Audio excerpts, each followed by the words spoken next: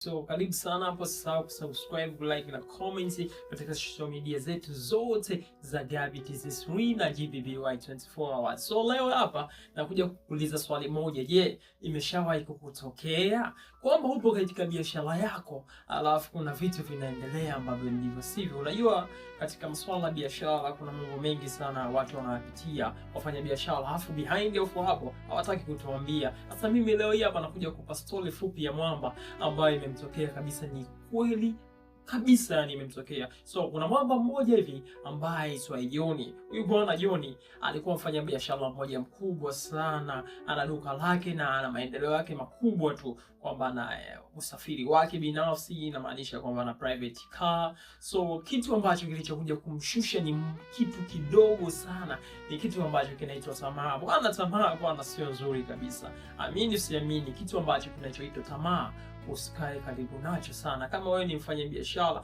unaamini kwenye process, so usiamini kitu ambacho kinachoitwa tamaa. Kuna mtu yoyote ambaye alikufikisha katika biashara yako mpaka ulipofika, ulipopambana, so hakuna mwingine yoyote anaweza kukupandisha tena juu. Inabidi ufuatilie process zako ulizoanzia kutoka chini mpaka ulipofikia hapo, usiamini tu. So story inaanzia hapa. Bwana mwamba alikuwa anafanya biashara kubwa sana. Yeye mwamba alikuwa mtu wa kusafirisha mizigo kutoka Dar es Salaam kupeleka Mbeya. Yeye ndo shughuli zake tosha hizo ndo ambazo anazifanya. Kwamba bwana mimi na mzigo wangu bwana, nahitaji unisafirishie. Yeye bwana ndo alikuwa anahusika na hiyo masuala, kwamba anachukua mzigo tauni alafu anapeleka paka Kariakoo kwenye cargo mbalimbali ambazo anapeleka mzigo paka jijini Mbeya. So kitu ambacho kidogo sana kilikuja kumwharibia karia yake na maisha yakawa magumu bila kutegemea. Huyu mwamba bwana, moja kati ya siku alipokea simu moja na kuambia kwamba oya mzee, unajua bwana, kuna biashara nyingi sana za kufanya hapa mjini. Biashara gani bwana? Mimi bwana nafanya kazi ya madini. Mimi biashara zangu za madini bwana. Kuna madini ambayo nimeyapata hapa, nipo zangu jijini Mbeya huko, lakini sijui namna gani ya kuyauza. Mwamba baitwa John alipokea kwa mafurahi, so kuwa na kifani kwamba kuna mwamba kumbe amepata dhahabu ya kutosha, alafu ajui wapi pa kwenda kuuzia. Sasa si unajua zile John yeye ana connection kubwa sana mjini na anajuana na watu wengi na anajua vitu vingi sana. So sometimes ujuaji sio kitu kizuri sana, unabidi ubalance ujuaji wako. So mwamba aliamua kukurupuka na kupapatika kwa ajili ya dhahabu ambayo alipokea simu kutoka kwa mtu ambaye amfahamu na hajawahi kufanya naye biashara hata siku moja. Kwa hiyo mwamba aliambiwa kwamba bwana sikia, ili bwana mzigo mimi nakuamini kabisa. So hiyo mwamba alimtumia picha, yani video fulani hivi, akamwambia bwana nakutumia video ya huu mzigo niliokuwa nao. Ni zaidi ya milioni 200, yani tunakuwa matajiri faster tu na wewe biashara yako unaweza ukaikuza juu zaidi. Kwa hiyo mwamba akasema kweli bro? Yes. Kwa hiyo cha kufanya kitu gani? Amini usiamini ya. Mimi hapa nipo chimbo sana, niko ndani kabisa. Kwa hiyo ninachokihitaji mimi ni kitu kidogo tu. Unaweza ukanitumia milioni 25 hapo chapu ili mradi mimi nitoke kuchimbo nije hapo town ya Dar es Salaam tufanye biashara hiyo. Akamwambia nitakuamini vipi bro? Wewe kwani una kitu gani ambacho unashindwa wewe kuniamini? Basi fresh, mimi nakutumia hapo hela kama 500,000 hivi haraka hapo, ili ufanyie maandalizi ya kumtafutia chumba hapo mjini au apartment, ili mimi nikija nifikie hapo. Kwa hiyo mimi nakuamini kwa hilo swala, na kutumia pesa hapo chapu, au 500,000 haitotosha. Kwa nini nisikutumie milioni 2 hapo chapu ili unifanyie mpango ya kupata apartment ambayo mimi nikitoka huku chimbo ili nije hapo mjini nije kustay chapu ili tufanye process ya kunisaidia kuuza haya madini. Kwa hiyo mwamba ambaye tu John alivyosikia hiyo, mwamba anamuamini, anamtumia milioni 2 ili afanye mpango amtafutie apartment ambayo mwamba akishatokea kijijini huko ambao Chunya huko kwenye achana Machunya, yeye ni huko Mbeya. Sasa kuna madini ameyavusha. Sasa mwamba kwa haraka anashindwa kabisa kunifaidi kwamba sasa hivi Mbeya madini mtu anatoa wapi?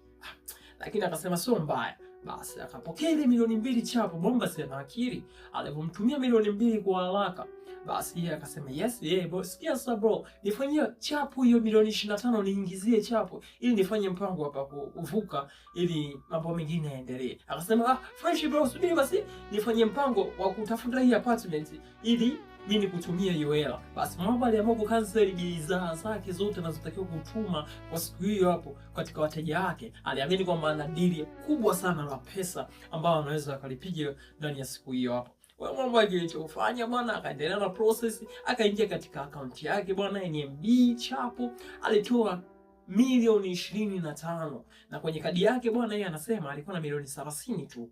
Wao aliamua kutoa robo tatu, yani nusu na robo ya pesa yake yote. Aliamua kuipangusa ili afanye mpango, anahisi kwamba atapiga dili la pesa nyingi sana linakuja mbeleni mwake. Kwa hiyo Mwamba alipoamua kukitoa ile pesa na moja kwa moja akamuingizia Mwamba katika kadi yake ya benki. Basi yeye alichukua ile kufikia mida fulani hivi ya jioni, anataka ampigie sasa yule Mwamba, "Oya kaka, nimeshapata hiyo apartment." Mwamba hapatikani kwenye line. Akili ilikuja mambo mengi sana aliyawaza. Kwamba Mwamba amepotea online kivipi ya? Yaani nimemtumia milioni 25 alafu mpaka sasa hizi simuone hewani. Kwa nini? Basi Mwamba akawa sema, ngoja kwanza, nitamtafutaje huyo mtu. Lakini dakika 2 akaamua kupiga tena ile simu, akaambiwa namba unayopiga haipo. Ni jambo la kufurahisha lakini la kuhuzunisha pia na la kujifunza. Maana Mwamba alipiga simu akaambiwa namba unayopiga haipo, na akiangalia kwenye usajili hakuna chochote. Yaani hakuna kwamba hii namba ishawahi kutumika na mtu yeyote, kwamba hata mtandao wenyewe hawaamini kwamba hiyo namba imeshawahi kutumika na mtu yeyote aliwahi kusajili. Kwa Mwamba alichanganyikiwa vibaya mno, akawa haelewi nini cha kufanya. Akasema nikimbilie polisi au niende wapi haraka kanisaidia. Basi ana rafiki yake mmoja hivi ambaye aitwa Tony. So akamwambia, "Wewe inakuaje mwanangu?" "Sielewi." Akamwambia, "Haina shida mchizi. Nitakupeleka kwa mshikaji wangu mmoja hivi ambaye aitwa Batoni." Batoni bwana, yeye ni mmoja kati ya mtu ambaye Mission Town ile unajua, wote Mission Town, lakini akamwambia, "Bwana usikie mwanangu. Mimi nakupeleka kwa mtu mtaalamu. Huyo mtaalamu bwana anaweza kanyosha hivi vitu." Huyu mtu akapatikana mbona chapo tu, hilo swala la kawaida katika upande wa Gaza huko. Lakini mambo ambayo John alikuwa amini kabisa katika mambo ya upande wa Gaza, yani upande wa giza. Kwa mimi kwamba upande wa waganga hivi nini, mambo ambayo John alikuwa amini kabisa. Kwa hiyo bila kujali kuangalia huku na huku, akavuta kadi yake ya benki, akang'oa milioni 5 ambayo ilibaki katika akaunti yake ili afanye harakati ili pesa yake irudi na mambo yake yaendelee kama kawaida. Huku simu nyingi sana zikawa zinaingia ofisini kwake afanye mpango wa kudeliver mizigo kupeleka jijini Mbeya, lakini zote alikansel, maana ameshapoteza pesa zake nyingi na pesa nyingine zilikuwa za wateja. Jambo ambalo linafurahisha kwa kweli. So Mwamba aliamua kuhangaika huku na huku, pesa zinazidi kuteketea. Hakuna matarajio yoyote ya kupata mafanikio katika harakati za kurudisha pesa yake. Kwa hiyo Mwamba alihangaika at the end of the day, anakutana na mtaalamu wa mwisho. Anamwambia, "Bwana, mimi naweza nikakusaidia, lakini anahitaji kiasi cha milioni 1 tu." Afu yeye muda huo ameshatembea kwa watu wengi, wote wamekula pesa bila faida. Basi Mwamba aliamua kuchanganyikiwa na kupoteza akili yake. Alichoamua ni kurudi nyumbani, labda anaweza kumkopa mtu hivi na hivi, na watu wote washasikia story yake kwamba Mwamba amepigika, amechapeliwa na matapeli ambao wa madini bwana. Basi Mwamba kumbe anaonekana huko watu pembeni huko na huko wanazungumza, wanasema ana tamaa yule bwana. Alikuwa na pesa vizuri tu, maisha mazuri tu. Ila kujali, alikuja kufikiria, aliweka bondi gari yake kama milioni 5 hivi arudi kwa yule mganga. Sasa aliporudi kwa yule mganga alikuwa tayari ameshahama mitaa ile pale.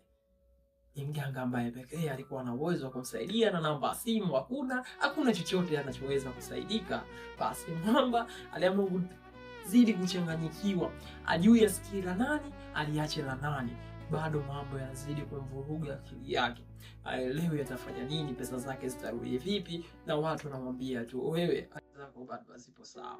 Kwa nini uliamua kuzubaika na pesa ambayo haipo kwenye process zako? Wewe ulishawahi kupata pesa za madhambi? Hapana. Sasa ilikuwaje mpaka umekubali kitu kama hiko cha kishenzi kabisa ambacho haki make sense?" Yaani kwamba mtu ahangaike machimboni yuko apige pesa ya kutosha, alafu aje kukwambia wewe. Ina make sense hiyo kweli ndugu yangu? Watu wengi wakawa wanamshauri, wanaongea hivi na hivi, lakini at the end of the day Mwamba akili yake ilipagawa na akawa kuonekana ni mtu wa kutupu. Yani alisahau mpaka nyumbani kwake wapi anapokaa, kwa sababu akili yake ilishachanganyikiwa. Alikuwa ni mtu wa kutembea na kuongea mwenyewe, yani mpaka akili yake imevurugika, anaona kabisa anaenda kuwa chizi.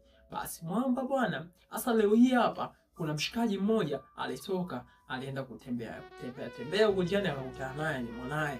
Akamwambia, mbona umekuwa na maisha hayo ndugu yangu, umekuwaje? Ndo akamsimulia huo mkasa wote ambao mimi nakusimulia. So mwamba aliamua kumvuta rafiki yake, maana anajua na connection nyingi za kutosha na mambo yake yanaweza kawa mazuri endapo akikaa karibu na Joni. So alimchukua Joni na moja kwa moja kwenda kumweka mambo sawa, kumrudisha katika saikolojia kwamba pesa zinatafutwa, kila kitu kinatafutwa. Uhai tu ni kitu ambacho ya pekee ulichobaki nacho kina uwezo wa kukuingizia wewe pesa.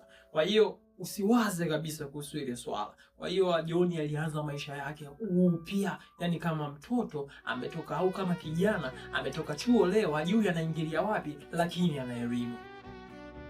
Ni jambo moja la kusikitisha sana. So usisahau kusubscribe hapo, kulike na comment ili kuendelea kuwa pamoja na GBBY 24 hours na Gabby TZ3. Karibu sana. Thank you for watching.